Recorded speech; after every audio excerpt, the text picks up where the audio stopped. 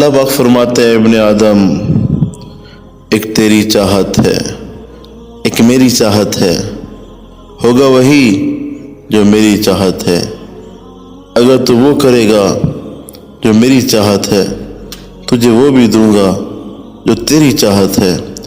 اگر تو وہ کرے گا جو تیری چاہت ہے، تجھے تیری چاہتوں میں ہلاک کر دوں گا، تجھے تیری چاہتوں میں تھکا دوں گا، پھر ہوگا وہی جو میری چاہت ہے۔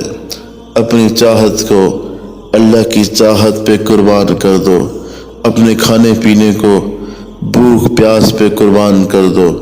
اللہ چاہتے ہیں نا کہ تم رمضان میں بھوکے پیاسے رہو تو رہو، چونکہ وہ چاہتے ہیں۔